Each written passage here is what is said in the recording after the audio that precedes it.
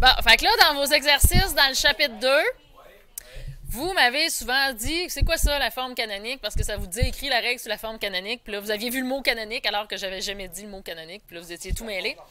Puis là, c'était la forme normale, la forme que vous aviez appris, c'est-à-dire la forme. Fait que là, à chaque fois, peu importe la fonction que vous voyez, là, forme canonique, ça veut dire que vous êtes capable d'identifier le A, B, H, K. B, s'il y a lieu, là, dans ce cas-ci, non, mais être capable d'identifier les paramètres A, H et K directement.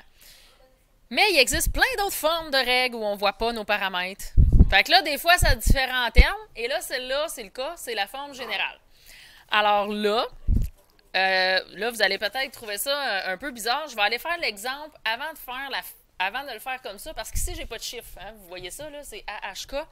Je vais me mettre à multiplier ça tantôt, mais quand je multiplie trop de lettres, je me suis rendu compte qu'au fil des années, je mélangeais les élèves. Fait qu'on va aller faire l'exemple pour que vous compreniez c'est quoi sous forme générale. Puis après ça, je vais revenir multiplier juste les variables.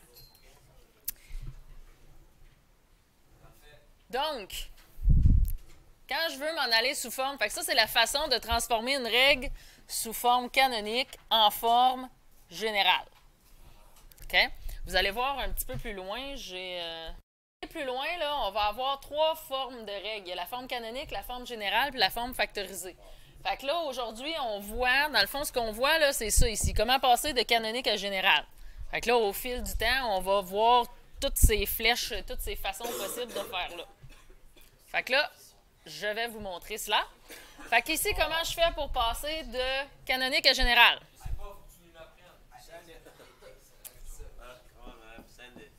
Bon, alors on va juste multiplier. On fait du calcul algébrique. Fait que là, vous n'oubliez pas que x moins 2 ou n'importe quoi au carré, c'est la parenthèse qui se dédouble. Hein? Vous vous en rappelez? Sinon, là, c'est comme ça, là. Ça ne donne pas ça. OK? Alors, on dédouble notre parenthèse. Et là, on doit multiplier. Fait qu'on peut rentrer notre 3 en premier. 3x moins 6. Ensuite, on multiplie comme ça. Donc, 3x fois x. 3x au carré. J'ai écrit un peu gros, je vais manquer de place.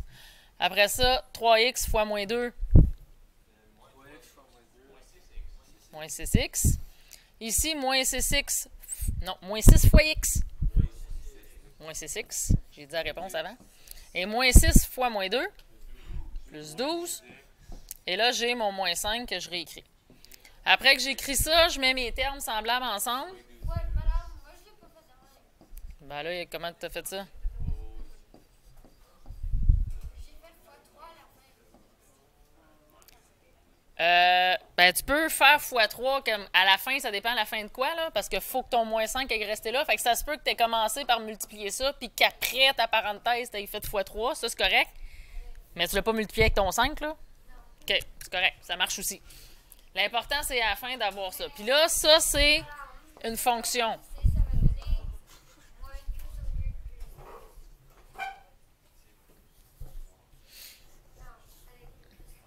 sur 2. Tu es supposé d'avoir la même chose. Parce qu'ici, si tu multiplies là, moins 2 fois moins 2, ça va te donner plus 4. Plus 4 fois 3, tu vas avoir plus 12.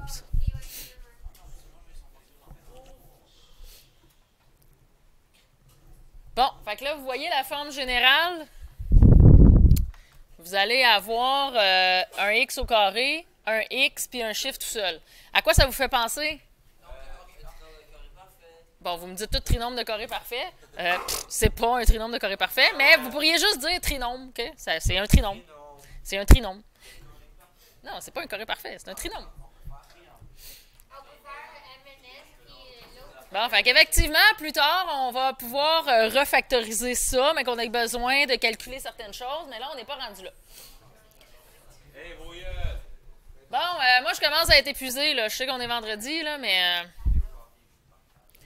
Fait que là, que vous remarquez qu'il est pareil entre la forme canonique et la forme générale. Bon, plus précis que ça.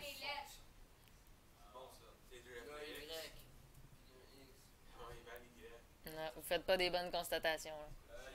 Il y a des affaires au carré.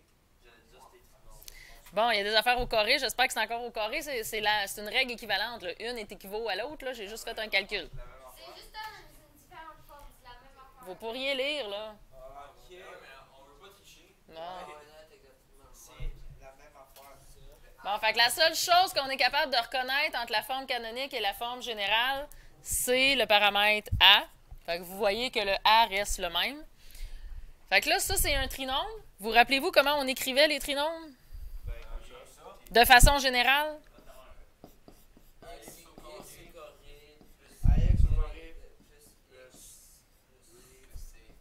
Exact.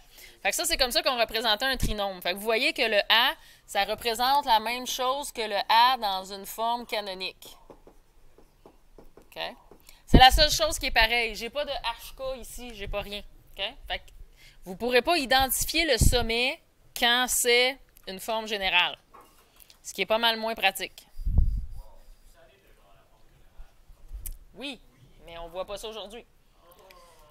Bon, là, je veux vous montrer, puis ça, dans le but, c'est d'en arriver au prochain cours. Là, on va faire ce calcul-là, mais avec les variables qui sont là. Je ne mets pas des chiffres. OK? Fait que pour passer de canonique à général, il faut développer. Donc, il faut faire x moins h fois x moins h plus k. Puis là, c'est important de le faire avec juste des variables parce que avec ça, on va en arriver dans les prochains cours à trouver des formules mathématiques.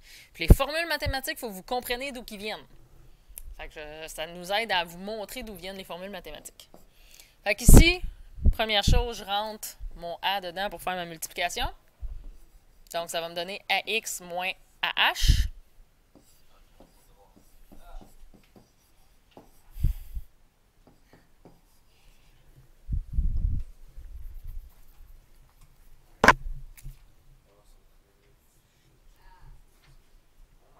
Ça, ben, on multiplie le premier, comme ça.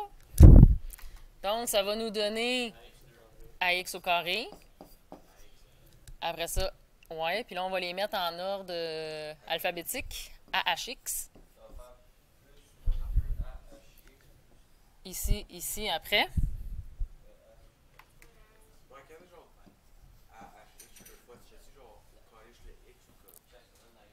Ben, c'est le X qui se répète. Il y a juste le X qui se répète. Fait que oui, c'est juste le X qui est au carré. Puis ici, ben, moins AH fois moins H, ça va me donner plus AH au carré. Et j'ai mon K qui est là à la fin. Fait que là, j'ai des termes semblables. Ici, ça va me donner moins 2AHX plus AH carré plus K. Bon, c'est juste ça. Là, vous reconnaissez peut-être pas grand-chose là-dedans. Mais dans le fond, vous avez le x au carré qui est là, le x tout seul qui est là, puis tout ça, ça va être des chiffres, OK? Parce que vous avez le paramètre A, le paramètre H, le paramètre K, qui sont des nombres. Fait que dans le fond, vous allez avoir la forme AX au carré plus BX plus C quand même. Donc, ce qui va être le C, je ne sais plus quelle couleur écrire. Fait que dans le fond, ça ici, là, ça va être le C. Le B, ça va être ça ici qui va représenter le B, puis mon A qui reste mon A. Fait que dans le fond, le A est égal à A, le B va être égal à moins 2AH, puis le C va être égal à AH carré plus K. Je ne vais pas plus loin que ça pour tout de suite. Avec ces affaires-là, on va se trouver des formules mathématiques. En fait, c'est déjà des formules, mais on va les isoler autrement, puis on va les utiliser comme formules mathématiques pour faire d'autres calculs. Mais ça va aller à un prochain cours. Ouais, non, je ne les inclus pas parce que je voulais juste montrer le nombre est égal au nombre, c'est tout. Ça va? Juste A, ton A est égal à A. Parce que, tu sais, ton A, ça serait, comme tu sais, l'autre exemple, c'est 3. Fait que ton 3 est égal à 3, c'est tout. Fait que c'est ça pour aujourd'hui.